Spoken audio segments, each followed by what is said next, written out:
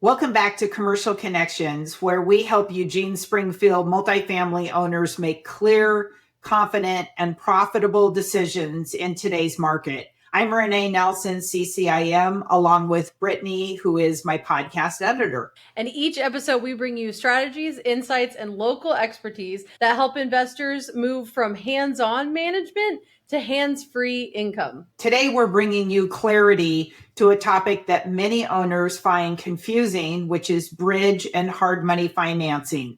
We really call it private money financing, and we're going to look at those tools, when they're useful, what to expect, the terms, and how they might fit into your strategic game plan if you're looking to acquire a property or into your 1031 exchange needs. Our guest today is Zach Smith, Principal and COO of Cetan Funds. He's a lender and investor and a longtime Eugene Springfield business owner, so he understands the market from every angle. Before we get started, we would be so grateful if you would leave us a review and rating on Apple Podcasts, Spotify, or YouTube. We're so excited to have you here. Let's jump into the episode.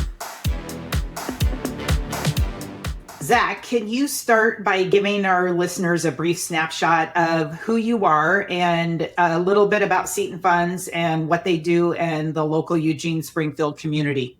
Yeah, absolutely. My name is Zach Smith, so I'm our COO at Cetan Funds, and I'm in partnership with Mary Merriman and Stephen Yett, both experienced commercial lenders and real estate developers here locally in Eugene and Springfield. And we're a private equity fund. We're an alternative source of lending. Some people would call us a hard money lender, although that term comes with a lot of connotations, which we'll unpack. But essentially, we're a bridge lender, a short-term alternative lending solution for real estate investors, both residential and commercial. But given our background, we have a lot of experience on the commercial side, especially with small multifamily. And it's something that I'm excited to talk about here today. That's great. So you've built and operated small businesses in the Eugene Springfield area. How does that background shape the way that you work with real estate investors today? Oh, that's a good question. Yeah. So I think as a small business owner, that's informed the way that I treat my clients. That's informed my approach to customer service and my view of each and every venture that I partner on as a financial partner, as a lender, from a more entrepreneurial perspective, helping me, view it from their perspective and try and get them a good return on their investment, and also helping with my financial analysis. Here at Cetan, we like to call ourselves the financial business partner for our clients, and we take that really seriously, providing advice, counsel. We're more than just a transactional lender. We want that long-term relationship. A lot of my real estate investors that I work with are repeat clients. And so, given my background as a business owner in the service industry, that helps me serve them better. And a lot of hard money lenders in my niche of the industry are more transactional, and we try and break that mold. That's pretty cool.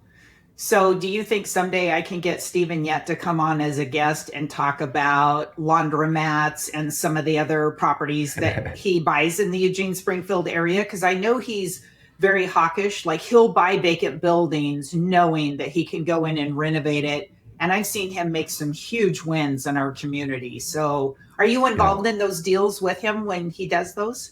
I've looked at a couple. I'm not heavily involved in that. I more help us run our real estate debt funds here. But would he come on your podcast is a great question. You should give him a call.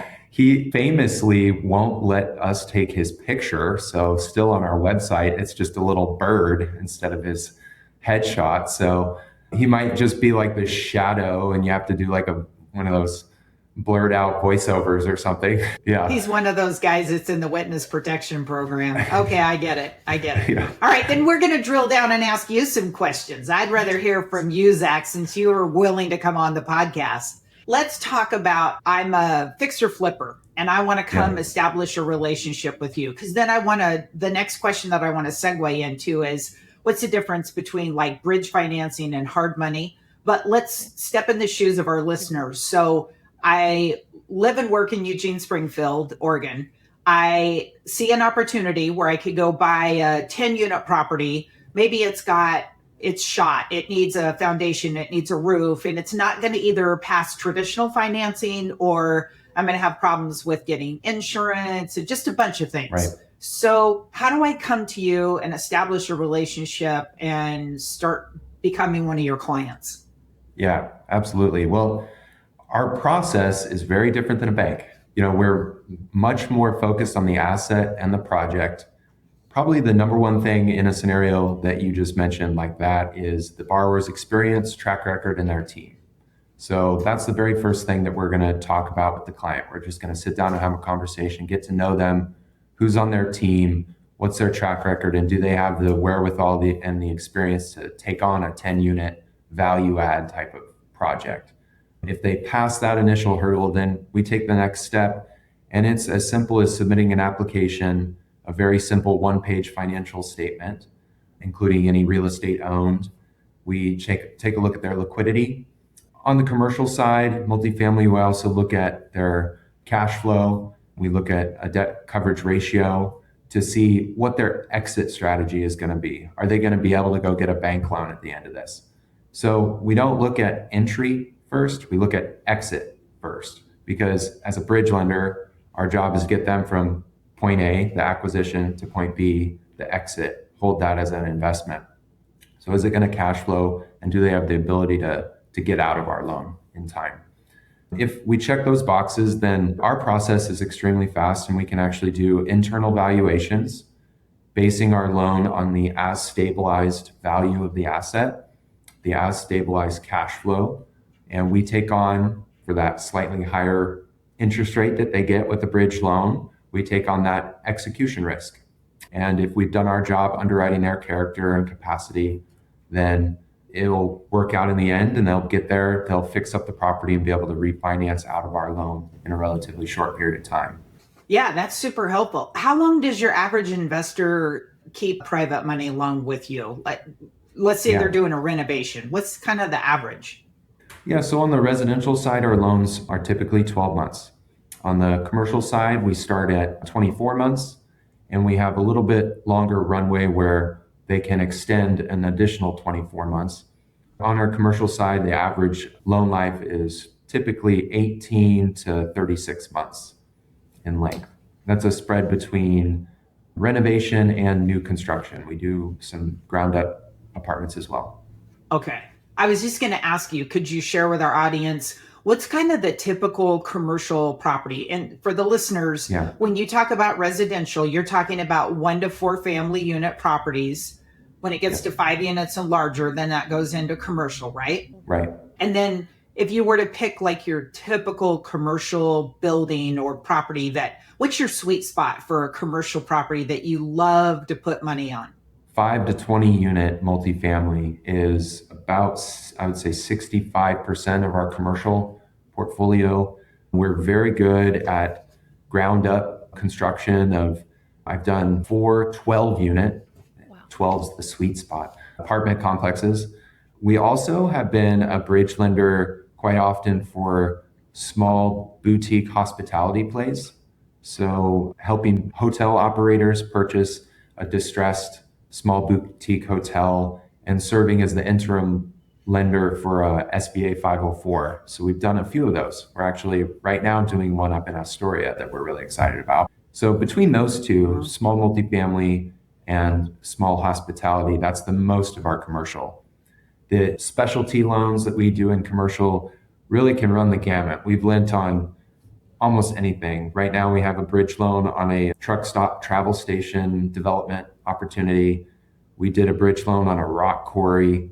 We've lent on anything. We'll take a look at anything except for cannabis and except for some very, very, very specialty use properties. So walk us through what's the difference between hard money and a bridge. Hard money and a bridge can be, in one term, hard money traditionally means asset-based, solely based on the asset. And those types of lenders, really, since the Great Recession, have faded away. It's very rare to find a true asset-based only lender. And a hard money lender has a lot of negative connotations for good reasons, because a lot of the true hard money lenders are lend to own. They'll give you a loan knowing that you have no way out of it, and they want that asset back. Okay. We don't operate that way. A lot of the local lenders, and especially in Oregon, I don't really know of any lend to own hard money lenders. They're out there though, but I don't know of them in Oregon. But what we really focus on is being that bridge, like I said, getting someone from point A to point B and looking at their exit first, because I never want to do a loan that our investor, our borrower can't get out of. The idea is to give them what they need to succeed. You're setting them up for success, like at the start. Yes, exactly. And we fill a void that banks can't fill in the marketplace, helping investors buy distressed properties that don't qualify, or helping borrowers who are almost qualified for the bank but can't quite get there. Maybe they have some financial reporting that isn't done yet, or maybe there's a time constraint with the closing and the bank can't close fast enough. Any wide number of reasons that somebody could need a bridge loan. If you would, can you share just one or two of some recent transactions that you've done in the last 12 to 24 months that would kind of fit that criteria? Yeah, we had one that actually just went for a refinance, and he actually was able to do a cash out, pulled out all of his initial down payment, and now he's looking for another property. It was a 27 unit that we financed up in Washington. We came in with the bridge financing for a very quick acquisition. In fact, we closed in 2 weeks. So that's one where the time constraint was a huge factor. He was actually attempting for a long time to wholesale the transaction. It was a great opportunity. It was a good building, but it had some deferred maintenance, wasn't qualifying. He ended up taking it down himself. We closed within 2 weeks. He had to do some siding repairs. It took him about, I think, 18 months to really turn over some units, get the rents up a little bit, and get it stabilized at an occupancy where the long-term lender was comfortable. And then he was able to do cash out refi. In that instance, I think we financed about $2 million for his acquisition, and he was able to refinance with a loan at 2.75. And he was able to pull out a lot of his capital that he had invested and just roll that into the next one. Dude, he better send you the biggest chocolate basket ever for Christmas. Right? I hope he's listening. I have not gotten the chocolates yet. Like that, Tom. Amazing. What kind of criteria would someone like him need in order to qualify with you guys? Like, what made his profile special? Yeah. One of the things, especially in the last couple of years, that we've looked at very, very closely is with the interest rates and sizing up the loan appropriately, making sure that they have enough cash, equity, skin in the game. And the biggest thing that made him successful was he came in with a nice chunk of capital that he had built up over the years. He was a seasoned investor, so he had the experience and he had some capital. In today's market, if you're looking to buy a distressed property and you're looking for a smooth exit, you need to have a little bit of capital and that skin in the game. You can't use all leverage. People who are trying to purchase properties with all other people's money and using max leverage, it's not working right now. His biggest qualification was he was able to put that money down, and we knew going in, okay, even if he doesn't quite hit what he's projecting, I think he's going to be able to hit that 1.25 debt coverage ratio covenant. And in case people don't know, banks will size up their loan based on that, based on the cash flow of the property. And we knew that he was going to be able to hit that and at least get out of our loan. Lucky him, he hit his high projections, was able to not only get out of our loan, but also pull his capital out. Wow, that's fantastic. Good for him. Yeah, you bring up a good point about the down payment requirements, because there's so much information out there on social media, especially like TikTok, where, buy a property with other people's money, buy a property with no money down. That has worked in the past, but that does not work right now. I mean, lenders want at least 40% down on an average in order to debt service their loan. They're not in the business of owning real estate. By the way, right. Zach, you're polite. The guys or the people that lend to own, I call those people sharks. You're polite about it, but I am not, because I do not want any of my clients to go down that path and lose their property.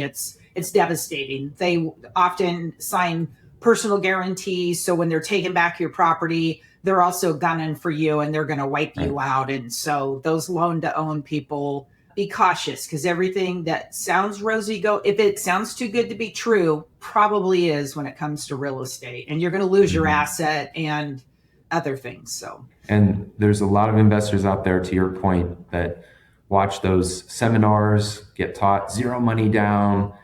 And here at Cetan, when we see applicants come in with that type of leverage, or we see that type of approach based on their learning from a seminar, I immediately think they're building a house of cards. And one little change, rents start falling, or capital markets freeze, or interest rates spike. Oh, look what happened. So that house of cards can quickly fall.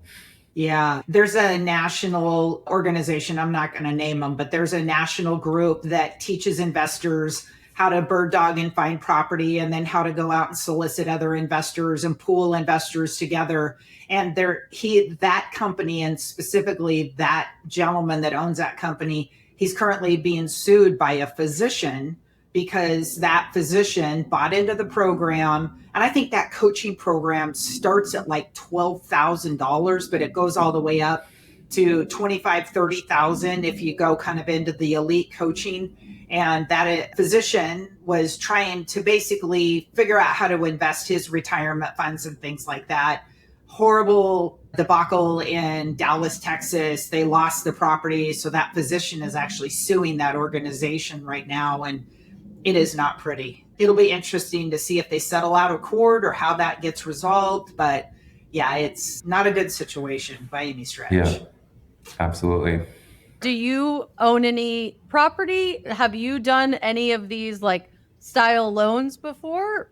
I actually invest on the residential side. I'm on the side. I usually have one, possibly two little house flips going at a time. Yeah. Oh, cool. And as a hard money lender, let's not use bridge lender. We'll call it bridge lender, because now we've connected hard money. We made the distinction. Or I like to say private money lender. It does sound better. They're kind of one and the same, but still, it's funny, as a private money lender, a bridge lender, I don't like debt. So I usually have one project going on the side that I use with all cash, or I close with all cash, and I just, I take my time, and it's, I'm more conservative. And I have a little real estate investor group that I meet up with on a regular basis here in town. And we often play the Robert Kiyosaki, Rich Dad, Poor Dad cash flow game. It's like a little board game. Yeah. Yeah, and I own it. I'm the guy always paying off my loans, and I'm trying to get zero debt. I'm trying to be debt free. And they're like, what are you doing? You're the lender. You're a lender. You're like, I know, but you don't like the risk as much of having that debt on the books. And can you tell us about the first property that you ever got into? Like a little backstory? Oh, sure. Yeah, the first flip that I did. I work with quite a few house flippers. Some of them stick to the residential 1 to 4, some go into multifamily. I had been working with some investors for a while. They were some repeat borrowers of ours. Most of our business happens to be with repeat borrowers, but they had expanded their business and moved into multifamily, yet they were still getting leads for some small single family houses. And they had one that they just didn't have the bandwidth to take on. And I knew that because I was in the middle of a renovation of a 16-unit complex with them. And so he said, hey, how about you buy this one? I know you're looking for a deal to try.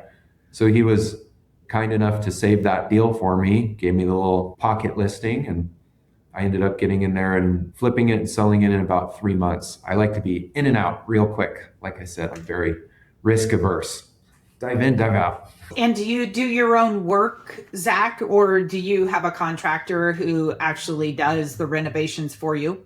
Yeah, good question. People always ask me that. My skill is like I can turn a screwdriver and maybe hammer a nail, but no, I hire it out. Yeah. I'm way better on a spreadsheet than in there doing the work. I, over the years, have built up a pretty good network of contractors that I work with.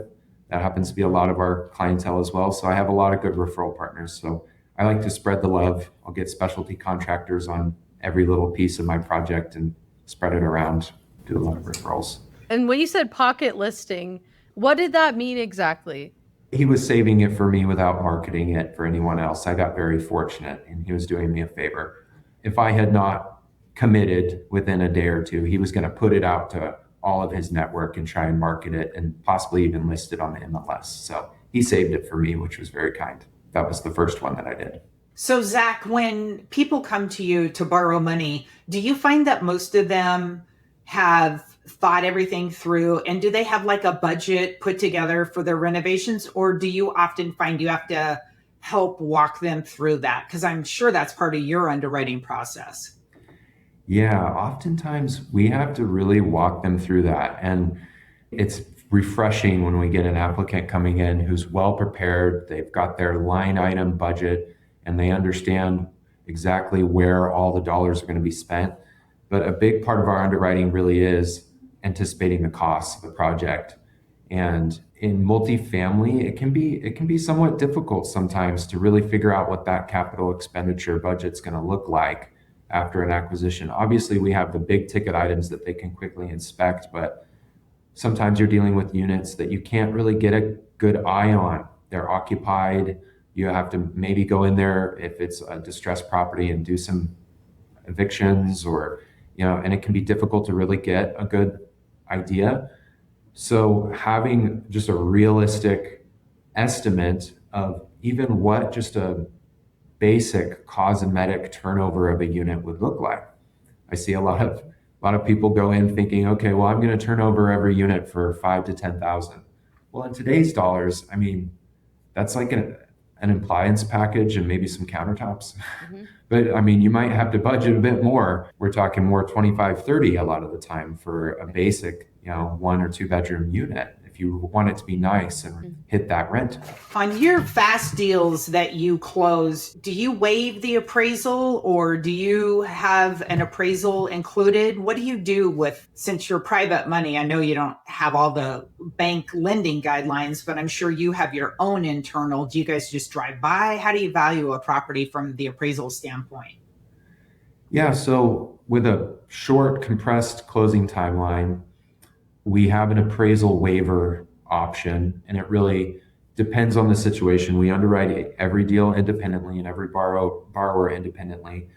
Our guideline, though, is we typically would need an appraisal if the loan's over $1 million, and we can waive that if the borrower demonstrates a strong track record, if they have a strong financial basis and down payment, if we're really confident in the location of the property type and the unit mix, a lot of different factors.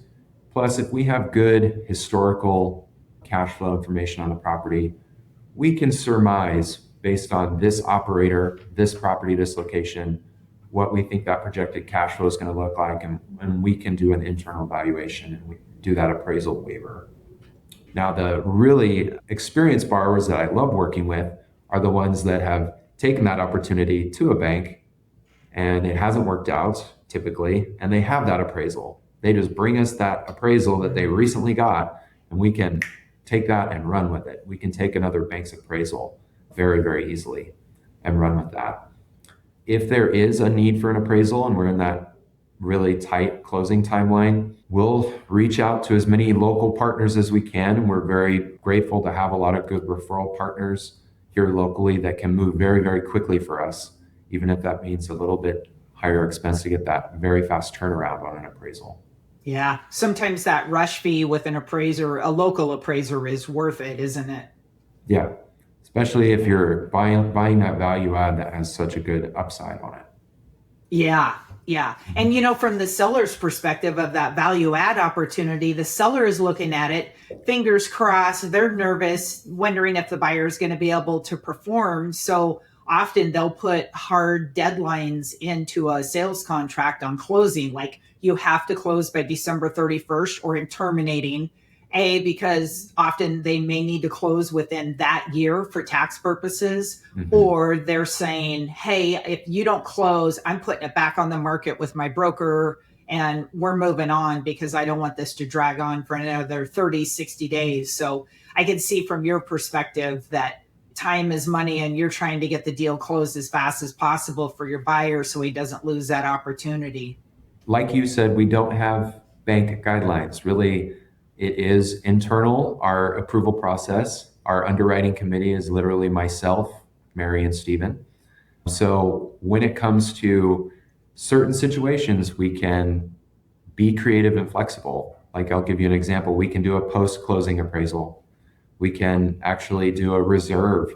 Maybe the borrower has to come in with an extra small down payment that's held back in reserves pending the appraisal confirmation of value. Once we get that confirmation of value, we can release that reserve. So if it's timing's an issue, we can get kind of creative with it as well. Wow, that's fantastic. So talk to us a little bit about your background and what's kind of shaped you as a lender and how you view properties and opportunities. Yeah, good question. So my background before I got into this, I joined Cetan in 2018. We started in 2017. Mary Merriman's my mother, so she was a chief credit administrator at a local bank, and Stephen was her client, and he's been a developer here in Eugene Springfield since I think the late 80s. He was doing a lot of private lending as well and was coming to her with a lot of questions about his private loans, and eventually they said, okay, let's team up and do this private equity fund and start actually doing it legitimately as a business. And then at that same time, I was selling my previous business, and I was one of Stephen's tenants in one of his commercial properties. And I was on my way out, and I was transitioning, figuring out what I was going to do next. They really brought me on as a clean slate. I had no financial industry experience. I had no lending experience, but I knew customer service. I knew how to market myself. I knew how to build a business. And they knew the intricacies of commercial lending and commercial development, but maybe not my expertise. So it was a very, very good match made in heaven. And since then, I've kind of been the face of the company. And now my mother, Mary, who has mentored me these last 7, 8 years doing this, taught me tremendously about commercial financing and on the residential side as well. And Stephen's taught me and mentored me on commercial development as well. Now they're both getting up there in age and looking to step back a little bit. So we're in that transition phase where I'm taking a bit more of a lead with the business from an administrative standpoint. And I'm excited for that next chapter in Cetan's history. So.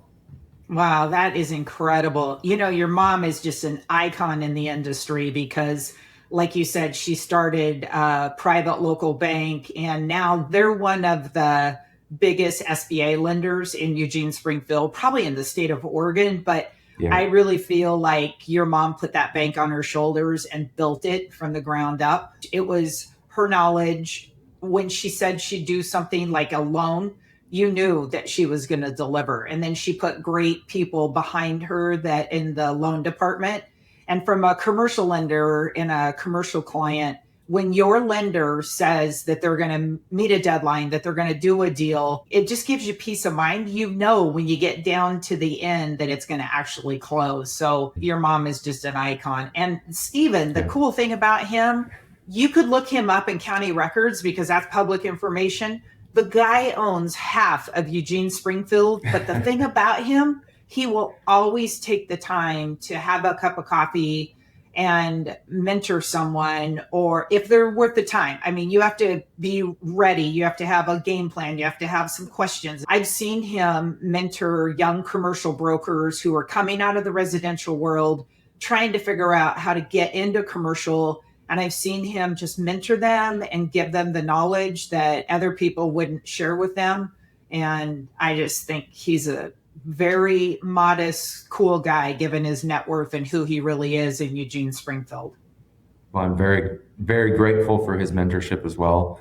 And that approach that he has, it's an approach that I just love, the way he carries himself in his business. And that's the approach that we've tried to infuse in Cetan, where all of our clients get that special attention, and we want to be there for them with advice and counsel and mentorship as well. So, you know what I should do, Zach, is I should just put you in the passenger seat, have Steven drive, and I get in the back seat with like a video camera. Yeah. And we drive by 3 properties and ask Steven, okay, what do you see? Because that guy sees stuff that the average person does not see. So can I talk a little bit about the West 11th project that he's doing? I think it's public, right? About the former health club. Can I just mention Commerce? It? Yeah. There's a health club that had like a racquetball facility and I think even a pool, and nobody could figure out how to make it pencil. And so they went dark, they closed their doors. Steven bought it. And now what's he going to do with it, Zach? Well, that's a good question. There's a lot of options. It's a beautiful building. And he got a great deal on it because it ended up, I think, getting stuck with some private equity firm that just had their number was way too high, and they ended up coming way down. He got a great deal on it. And he was marketing it for some flex industrial space. He walked through that building and saw, this would make a great front office and then some flex warehouse space for a small, contractor or manufacturing business. And he developed this plan to kind of carve up the building into these different flex industrial spaces. He's set it up so that a tenant, he'll come in there and do the TIs for the tenant and marketing it as such. But he's also been reached out by a lot of other type of potential uses as well. It's just a great flex building. And he spotted that there was a lot of different potential opportunities for it. And given its location, very close to Beltline, very close to a lot of retail, it just seemed like a great opportunity for a lot of different options. And so I think one thing I've learned from him that he sees in every opportunity that he capitalizes on is keep options on the table. You might have plan A, but be ready for plan B, C, D, E, all the way down to Z. If you have all those, it's going to be hard to lose. Yeah, you can't fail. Yeah, you can call an audible and still be able to, make the play. So, yeah. I want to see that episode, Rene, where you guys are doing the carpool, driving by the property, going to some properties. Quickly, what are some like really good locations that you guys are really interested in right now in your area? Well, I know you said you guys work on that Washington deal. So what are some like your top 3 locations? Yeah, so we've obviously gotten our start here in Eugene, Springfield. So right here in our backyard, that's our bread and butter, and that's been historically anywhere from 30 to 50% of our portfolio at any given time is here right in Lane County, particularly Eugene, Springfield, or surrounding areas too. We're very bullish on the satellite communities around Eugene and Springfield, but we're also excited about breaking into the Portland metro area some more. We recently, in the past year, hired a loan officer, Landon Mata, who's up there full time. He's been up there about 1.5 years, and he's doing very well. And so in Multnomah County in particular, right now, in order to drive some development, they've done some SDC waivers, and they're getting creative SDC fees, system development charges, I should say. They're waiving those fees to help spur development and expand housing options. So we're excited for developers and investors to capitalize on that. And we've been a really good option for ground up and renovation financing for small multifamily in the Portland metro. And despite Portland's reputation, I think now is a great buying opportunity, frankly, in markets like that because of that reputation. And I think it's already low and it's going to come back up. All over this state, we have a housing crisis.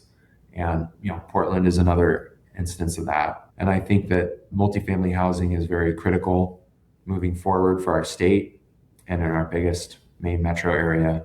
We'd love to help investment in that.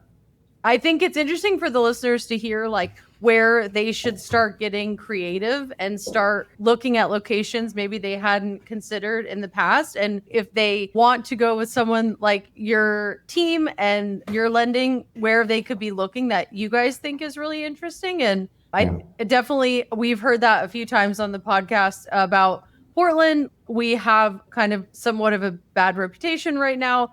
But because of that, things are dropping. You can get things at a good price. And then if you are younger, like we had an appraiser / CCIM come on a couple months ago, and she was saying, like, if you're willing to stay in it for long and you aren't ready for the exit strategy yet, it's a good place to start buying into if you can hold it for a while.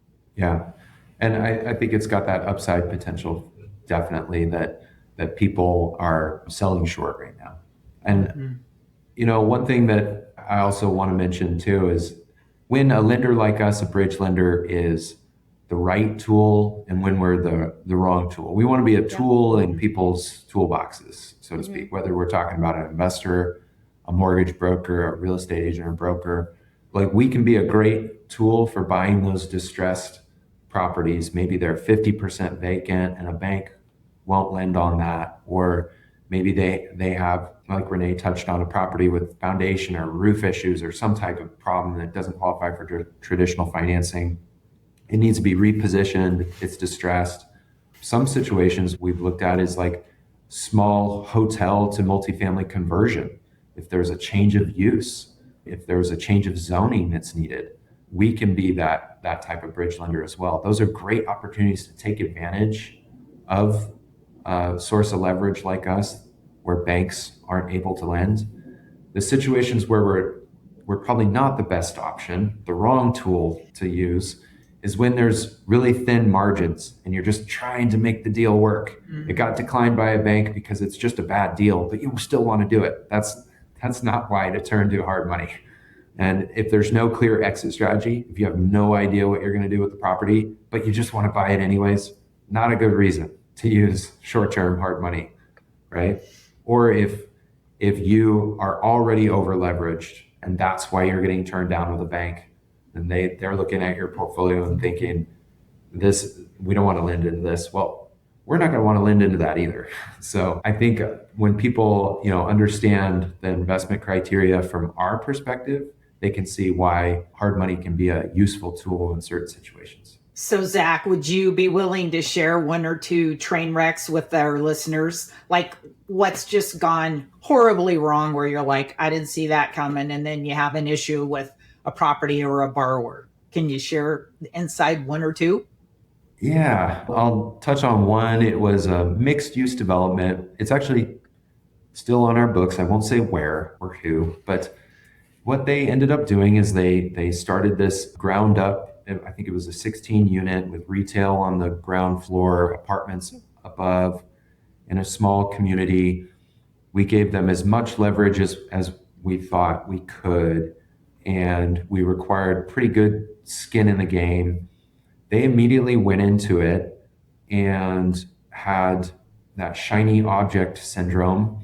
Right after we closed on that and we were ready to go, they went and took their reserves and bought something else. And they started flipping a house and spending all their money on this. And then they came back to us and said, we're out of money. Can we increase the loan? And we said, no, we can't do that.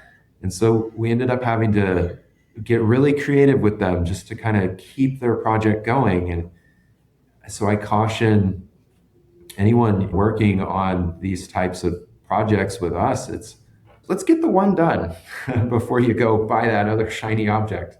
You might get excited about that, but you got to go execute this because we're on a timeline here. So in that case, we saved the deal by being able to actually lien that other asset that they had purchased to fund some reserves. And then once they got out of that other project, funnel that money back into this project. And now we're finally built and they're getting stabilized and lining up for their refinance. But it was rough there for a little bit. We weren't sure if they were going to get it done. Wow. So, way to save the day, man. I know. They also owe you a chocolate box. Yeah. You're getting a lot of Christmas gifts this year. I'll go with cookies. I like cookies. Oh, we like cookies. Yeah. A big box of Christmas cookies. I was a lender for 20 years before I became a CCIM and a commercial broker. And I can remember I used to give a standard presentation. Congratulations, your loan is approved. Now, please listen. Do not go and buy a new car and do not quit your job because the underwriter is going to verify both before they close the loan. I had several situations where people get so excited. Oh, we're approved. Let's quit, oh, we're having a baby, so now we need a minivan, or I'm going to quit my job. And, when the lender calls up the night before funding and says, do they still work there? And they're like, no, they quit. Then the house just goes down the tube. So the story about the people that had the shiny syndrome and went off and bought something else, I can remember those days. You just look at them and be like, really? We had this discussion. We specifically discussed what you were going to do with your reserves or not take on any new debt or stuff like that. So frustrating. Yeah. Check in hand. It's hard. It's hard. Well, and for a lot of people, when they are buying a house in particular for their personal residence, most of them are making that buying choice because their life is changing. They're getting married, they're having a child, they're retiring. And so I get why they want to make a lifestyle choice, but man, wait 30 days. Okay, Zach, I didn't say that because you don't want to hear that as a lender. You're like, no, keep all that money in the bank. When I approved you, you had reserves. Yeah. Don't do anything until I'm paid off. Yeah, exactly. Like, pay me first. I'm owed. So let's talk about kind of your loan to value requirements and risk and kind of what's the sweet spot for you as far as typical loan to value. I know rates and all that totally differs for every single person, but kind of talk to the listeners a little bit about that. Yeah. So on commercial, the loan to value, the max loan to value we could potentially go up to would be 70 to 75%. But right now, these days, with where interest rates are, our loan sizing really tends to be dictated by a debt service coverage ratio covenant that a borrower is going to have or their potential buyer is going to have with a bank. So we're basically going to be cash flow constrained right now. And you guys probably heard that from banks as well. We have. A few times. Yeah. So in the last 2.5 years, I don't think I've ever gotten anywhere close to my max loan to values. It's been really constrained by cash flow. And so our underwriting, we're going to look at what is the stabilized cash flow going to look like? What if this is, say, a renovation or a ground up construction? We're going to look at that appraisal, or if we get an appraisal waiver, our internal valuation, look at the cash flow. Then we're going to look at average terms right now on commercial financing, what that exit's going to look like. We're going to stress test that in case rates go up slightly or terms get a little bit worse. And we want to make sure that we're sized appropriately so that they don't have some big cash crunch at the end of the project that makes it very difficult to get out. And so that's with loan to value. Now, in terms of rate, it's interesting with our rates. As a private equity fund, what we do is we pool private investor capital. Some private lenders will match investors to loans, and one or more investors will fund one loan. In our model, we're like a bank, but without the deposits. So all of our investors pool their money.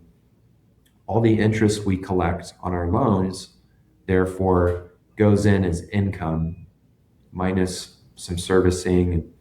So our rates are determined by the rate of return our investors want on their capital. And it's been pretty steady. Our target return to our investors is 8 to 10%. We take a small servicing and management off the top of that. So our rates have been pretty consistent at 11 to 12%. And they don't really fluctuate that much because we want to return that consistent rate of return to our investors. We're not tied to the prime or any other index. It's really subject to the return to the investors. Now, on our loans, they're so short term, we are interest only as well. So typically what I tell people is you could expect on a loan from us that your monthly interest only payment is going to equal about 1% of your balance. It's pretty easy math. And then you just got to pay that for that short holding period until you can refinance out of our loan. Wow, that's amazing that you offer interest only. That really gives people flexibility in that payment so they can minimize servicing debt and instead focus on renovating, getting the property ready to go, and getting ready to go qualify for conventional financing so they can get your deal paid off. That's pretty cool. What information do you typically want from a borrower in order to underwrite a property? Yeah, we're going to look at their financial statement, their assets, liabilities, their schedule of real estate if they own other real estate. We weigh heavily on their cash on hand and liquidity. We want to make sure they have the financial wherewithal to take on the project. Sometimes on larger transactions, we'll request income history. We don't always have to do that. It really depends on the situation. We have the flexibility to really vary what we require from the borrower. If it's a very short-term opportunity, we might not even look at income. We do check credit. Credit, our minimum credit score is 540. So it's very different than a bank. Ooh. Yeah. Wow. 540. Wow. We're looking for major red flags. Yeah. That being said, if a client comes who's saying, I want to purchase this 7-unit multifamily property and my goal is to refinance, again, we're going to look at their exit strategy. If they have a 540 credit score, not such a good reflection of their character and not such a good reflection of their ability to get out of our loan. So we might have a higher credit score requirement depending on the situation. And then really our due diligence from that point focuses primarily on the project and their capacity, their track record, their team that they've built, their budgets, their projections. We also do some bridge loans for owner-occupied commercial small businesses. So that's where we are doing that interim financing a lot of times for SBA 504 loans for more of an owner-occupied commercial use. And in those situations, we're looking at it just like a bank will. We're going to look at their secondary sources of income and ability to repay. If it's a startup business, we need to make sure that they have the ability to repay even if that startup fails. We're going to look at the underlying real estate, make sure it's valuable enough if they had to close that business and lease it up or sell as well, and look at their secondary sources of income. So it's very dependent on the situation, what we require. Very minimum, it's very streamlined though. So wow, that's great. What risk should a multifamily investor consider when they're coming to you asking for either a bridge loan or private money? The risk they should consider in the property or? Yeah. Often I find that people maybe haven't really thought. I just got a call last week. Some people had bought some land in West Eugene. They were going to build 6 townhouses for middle housing density. They went to a commercial lender. They got the first 2 built. In my opinion, they're overpriced by at least $50,000. Could be even more. I don't sell residential, but I could just look at it and look at Zillow and some quick facts. And I'm like, ooh, you're at least 50 over the market. They've been on the market 90 days. They have to sell these 2 in order to get the commercial lender to give them more money to build the other 4. They're trying to help their son become a developer. So it's mom and dad and an adult son. And I don't think they really factored in the risk of what happens if these 2 properties don't sell. And they called me and said, hey, give us a value. And I'm like, oh, this is really tough because a contractor is not going to want to step in the middle without a huge discount. You're probably not going to want to give up that discount. So from a risk aspect, when you're underwriting things and trying to advise people, what pitfalls or risks should they consider that maybe they haven't thought of yet, but you see it through your underwriting lens? Yeah. I'll start off by saying, I caution people away from deals more often than I actually close them because they'll come to me with those rose-colored glasses. Maybe the very first thing that I look at in their underwriting is their as complete or after repair value estimate. Is that realistic? Are their costs realistic? And if they seem a little off to me up front, are these individuals maybe getting a bit too emotional? Maybe they need to step back. I mean, real estate investing should not be purely, it can be, but it shouldn't be, if you're doing it as an investor, a passion project. So when, I see a project like you just described with a family, they're trying to get into development, they get excited, or I look at a lot of deals from architects. I love architects and designers. First thing they love to do is they design cool buildings, and I love cool buildings, but are they cost effective to build? Not always. And do they actually know where their costs are or where the end value is? That end value oftentimes with an architect is going to be slightly inflated because they think their building is the most beautiful and it's going to be the top of the market. And you got to be realistic. So from a risk standpoint, you got to be able to step back as an investor and be objective, not get emotional, look at the facts, look at the numbers, not have those rose-colored glasses on, and really get realistic and conservative with your estimates. If you hit a home run like you hope to, that's great. But you've got to go in with that, I don't want to say worst case scenario, it can always go really, really bad, but a bad case scenario in mind. You say that all the time, Renee. I know. I do. I've seen so many train wrecks. That's your mantra is like take the emotions out, step back, look at the deal with the numbers.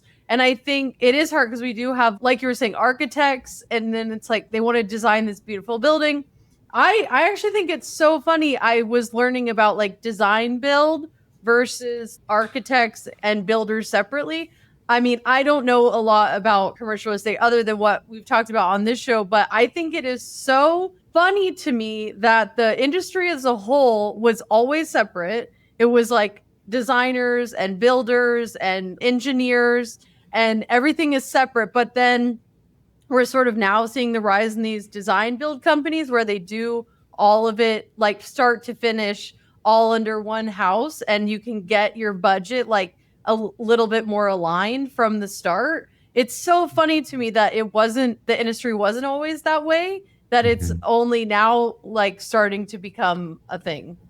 Yeah. The companies that can, at the same time plan from a cost perspective and a functionality perspective and make that synergy, they're successful. The ones where you get this design in your head that's this beautiful, amazing building, well, you got to be able to build it. It has to pencil and make sense. I have a neighbor that's an architect, and he designs commercial stuff, and he's freaking amazing at what he does. But he's told me that it was like playing with Legos and Tinker Toys as a kid that gave him those ideas. And that's still how he envisions what he does. And he's really good at what he does. But sometimes I see his stuff and I'm like, oh, I would not want the bill for that, for building it, because like you're saying, it doesn't always pencil. It may be beautiful, but, and interestingly, like we've also noticed, I don't know if you see this, Zach, but leads and some of those other really important factors, those seem to have tapered off, because to build to a LEED certification, it's so expensive in Eugene that a lot of people are like, I can't afford that. I'm curious, Zach, if you were giving advice to either your family member or a close loved one, what would you tell them and insist on they make sure are in a loan terms or a loan structure to protect themselves? What would be something important for them to be aware of? Yeah, in particular in my industry niche and bridge lending, bridge lenders, hard money lenders, it's really the Wild West. There are a lot of different terms that can be snuck in there in your term sheet. One important one is Dutch interest. So essentially, like I said before, some lenders, they'll match an individual or group of investors to a loan. Oftentimes, those private lenders have to fund 100% of their loan into escrow.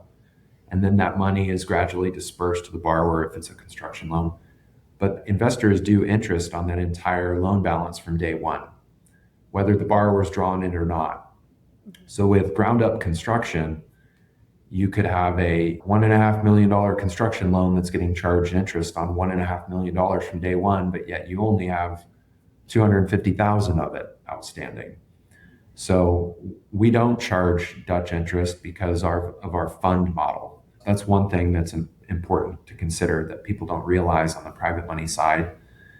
And a lot of the institutional, I'll call that institutional lenders, more of the regional or national bridge lenders, they don't have the local expertise, number one. So they're very difficult to work with in a state like Oregon that has a lot of moving parts. And then number two, they oftentimes will package in a ton of junk fees.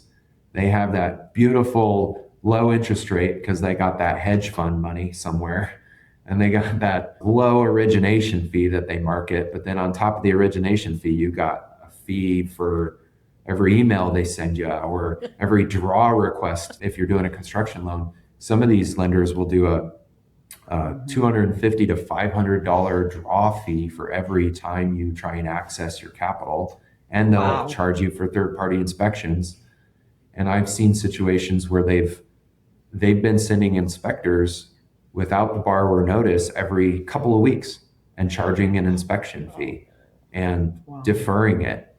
And then we come in and see that inspection fee balance on a payoff, and it's thousands of dollars that they never anticipated spending. So the junk fees and the hidden fees can get kind of crazy from hard money lenders. And that's why we just try and streamline everything for people and operate with transparency. Wow, that's really cool. Wow. For an owner listening right now, what are the first 2 or 3 things that they should prepare before reaching out to you or to a private lender? What do they need to do in order to get their ducks in a row to reach out to you? Yeah, I would say put together a resume or a track record of experience. That's one thing that we really value. So get that history together, show us your portfolio or your properties that you've done in the past. If you don't have that experience or track record, maybe go find a partner who does, especially if you're venturing into multifamily or development or construction. We're going to want to see that there's somebody on the team with experience. And then that, ties right into having a team. Who's your general contractor if you're not qualified to do so? Who's on your accounting team and who's your real estate broker, and, who's your exit lender? Do you have a good relationship with a bank? Bring that team to the table. That's important to us. If we can see a borrower with the team and the capacity and the experience, that just makes it so much easier. I would say number 2, put together a financial statement, very simple list of your portfolio, your assets, your liabilities. We're going to need that as well as, your real estate schedule, and get prepared with your bank statements, potentially your tax returns. And once you provide all that, it makes it very, very streamlined. And then number 3, be ready with your project. If you have a project in mind, sit down with your broker, your advisors, your closest advisors, and put together a good, solid pro forma. Your costs, your projections, really hammer out that business plan. If somebody can come with that whole package, they've got their background, their finances, and their business plan together. Oh, it's so refreshing. I can move so fast, and I don't have to do as much coaching up front. We can just move, hit the ground running. Well, Zach, if people are ready to get in contact with you, where's the best place how can they find you? They can visit our website. That's cetanfunds.com, CETAN Cetan is Lakota. In the Lakota tradition, it means the hawk spirit for keen vision, speed, and loyalty. We found out after the fact that some Lakota traditions, the pronunciation of it would be cheatin'. And we didn't want to be cheating funds. So we stuck with Cetan Funds. So we're going to leave it at cetanfunds.com. But they can visit our website, cetanfunds.com. They can email me. That's Zach, ZACH, at cetanfunds.com. Or I'm happy to share my contact info with you guys if you have any referrals or know anyone looking to just talk about real estate or private money. I evaluate deals, talk to borrowers all day long, and I like to really be generous with my time up front. We really value mentorship, coaching, advising. So I'm more than happy to connect and help people think through scenarios and hopefully get to that next step in their investing. Wow, Zach, that's awesome. Thank you for joining us. We've had a great time with you. Thank you. Thanks for having me. I hope today's conversation brought more clarity to where bridge or private money financing fits into your overall strategy, especially if you're considering improvements, buying a distressed property, completing a 1031 exchange, or positioning a property for sale in the next few years.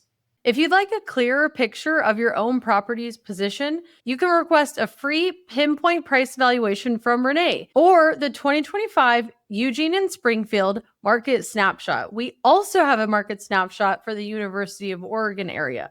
This is going to be essential for determining insights, market cap rates, and what's going on in these areas right now. And if today's episode was helpful, we'd be so grateful if you'd leave us a rating on Apple or Spotify or YouTube as well. We have a special offer that we're running right now. If you send us a screenshot of your Apple review, we will enter you into a chance to win a copy of Chris Voss's book, Never Split the Difference. Chris is a former FBI hostage negotiator, and he gives key insights to multifamily property owners in his book about how you can negotiate your deals. And if you leave us a rating and review and send us a screenshot, we'll enter you in a chance to win a copy. Thank you so much for tuning in today. We really appreciate your support, and we love bringing insights to Oregon multifamily investors. And we bring on specially picked guests who are local lenders, developers, people who you can build your board of advisors team around. If you want to send us any comments or suggestions, we would love to hear